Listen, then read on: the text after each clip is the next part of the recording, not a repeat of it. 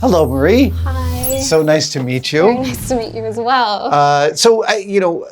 We're in the art department, and I think people think of the art department as big drawings of sets and characters and stuff like that. But there's also a tremendous amount of graphics work, right? There is, And like every part of a manufactured world needs to be designed from the men's room sides on down. Can you walk me through what your job is like? Wow. Well, I've got quite a few departments that I deal with, anywhere from signage to costumes, picture vehicles, props, set dressing, any of the major graphics that we see, billboards. And every single one of those is part of the storytelling and needs to be thought through. So the business card, you have to have answers to when it was made, whose was it, how long has it been taped to that wall, and you're supplying all of that. Exactly. It's actually very nice because there's a world built, right? There's a fandom. Ghostbusters has so much background you can pull from. So anything that we put on set, we really want to try to find a reasoning for it to be there. Oh, that's wonderful. Yeah.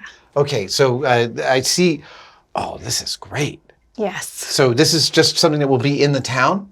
So this is Easter just, egg? this is a small Easter egg or a big Easter egg that you'll see somewhere in the film. It's actually referencing something from the '84 Ghostbusters. It was seen on a brick wall in one of the shots just off to the side. So many people missed it, but those fans out there caught it, and we wanted to do kind of the same thing in ours. Amazing. Yeah. How long does a design like this take you? You've got to. I see this as a oblique photo on a wall, but you had to do this graphic at high res and in different, right? Yes, it's about 20 feet, so it's quite large. We did something fun where we actually color matched the brick. We got a Pantone for it, and then this whole thing's actually printed. Oh, wow. So we printed it on vinyl, and then it's called a concrete vinyl, and they bring heat guns, and it sticks to every groove and nick and cranny of the brick. So it looks like it's been painted on there, but we actually just rolled it on one day, put some heat guns to it, and brick painting. So is the expertise of also knowing how the designs of yours will get executed on what materials also part of your job? Well, some of it is, we've done it before, so we kind of know, and then sometimes it's, let's try this and see, cross our fingers and hope it works. Yeah. Does it go without saying that you're a font nerd? I am a font nerd, but I can't take that title. Francois, my production designer, oh my gosh, it's like a library in there. So, sometimes I'll just be totally drawing a blank and his office is right beside mine. So, I'll yell over through the wall and be like, hey, and he knows it. Like, it's amazing. But yes, we go through fonts. We try to hit what's period and what would make sense for what we're designing. I mean, there's even, people who pay attention, like font nerds, because I'm definitely a font nerd. I mean, there's even periods that you can identify simply by the kerning. Yes. And there are methods and procedures that the letter spacing or line spacing is dictated by the process, and that's a period piece of storytelling, right? Exactly. So there's lots of printing references and finding as much as we can to make it feel as real as it possibly can. Now, I also see that in addition to doing that, you're providing iterations over here. I'm seeing like tons of different options for all of these, like the police badges and the logos. Yes, well, we're building off of a world that exists, but that doesn't mean that we don't want to bring in some new aspects. So there's going to be logos that are showing up for the first time, and we're trying to integrate those into pretty much everything. So if it's a sheriff badge, there's a reference of the mountain that we'll be filming in. So it's like small things, chances of the camera actually getting that close to the sheriff badge. Probably not going to happen. But if you can put that kind of detail in, but we want why to put wouldn't that you? detail in. Yeah. And you also want it to feel of a piece to the first film. Exactly. So we always keep in mind that we're building off of the '84 film, and we want to make sure that we're staying true to that. Now behind you, I'm looking at Spinners, Shakes, and Burgers here. Burgers and Shakes. And there's a tremendous amount of graphic. Like right here is weeks of work for a designer. Am I right? It is. It's a big thing. So there's a lot that comes in play. We're working with the story points that need to happen when we're building something. So that goes into the design. We're also working with sometimes pre-existing buildings. This was one location that we actually didn't end up shooting in. So this was a concept that kind of got thrown out the window. Same with this. this was the beginning concept for the final sign. Okay. So it's kind of, I get the freedom to just bring it into one of my programs and start building it while kind of ignoring all of the restraints of how are we going to build this. I see. So you try not to think about Exactly. So I just kind of get free reign. I design it, and then I bring it to one of our lovely set designers, and we start to... This is impossible. Exactly. You're totally unrealistic. Now, how much of your ideation when you're working on a design do you start doing sketches by hand, or do you start right in the computer? A mix of both. It depends what it's going to end up being. So this book is going to have a hand-drawn component, so I'd like to start with a hand-drawn feel, right? Okay. Anything that's old, they wouldn't have been doing computer stuff, so any of these logos would have been done in like the 30s, so they start hand-drawn, right? So that it doesn't feel too crisp, and you get a little bit of like that breakdown and that quirkiness to the font and everything, right? Can you show me one of your notebooks? Because I saw some of your tiny writing, and this is not due to production. You know what? But as I like to write very tiny and precise. I do. And yet you make me look like an amateur. You know what? So every show I work on, there's like a book that goes with it. Oh, so, wow. These are like the notebooks from Seven. So take it as a compliment. So that's one of my favorite film props. Oh my goodness, look at you. Pages and pages of notes for different breakdown schedules.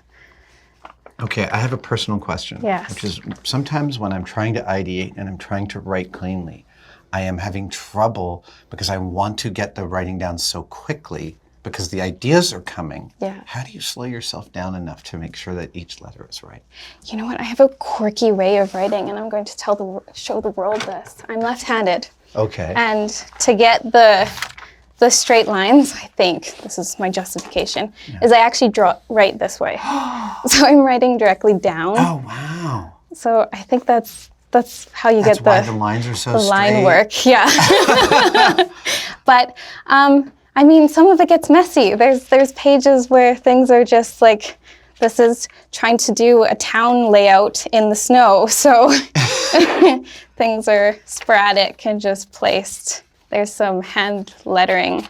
Oh, right, of some of the repent signs. Yeah, just to get it out, and then you can scan it in, so yeah. These are wonderful. Thank you for showing me No this. worries. I appreciate that. I know it's not part of what we're supposed to cover, but I was really fascinated by that. Thank you so much. No problem. It was very nice. Appreciate it. Hello, sir. Hi there. Good to see you. Me too. So this is the art department. Art department, yep. Now, I think a lot of lay people might imagine that the art department does all the work leading up to filming, and then they're done. Yeah. But you guys are in the middle of filming, and the art department is busy. So can you walk me through how you guys work with production? It's really busy. At the beginning, of course, we're coming up with all the concepts. We have illustrators working. We have set designers going like crazy, and we're trying to figure stuff out. But as we're shooting, it still stays crazy. Things are always changing. We're always adapting to something different.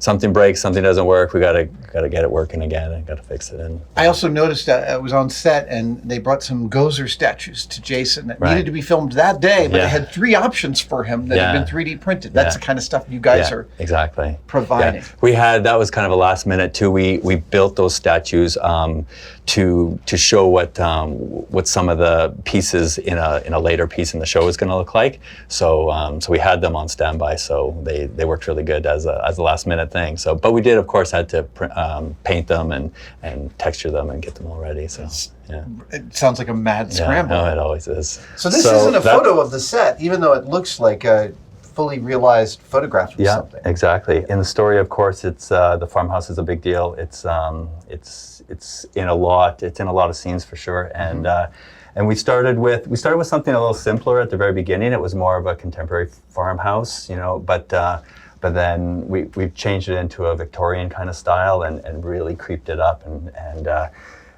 got all the Egon pieces, the antennas and dishes and electricity clearly is all over the place. So at the very beginning, our farm, we scouted a location that was a little too far out of the film zone.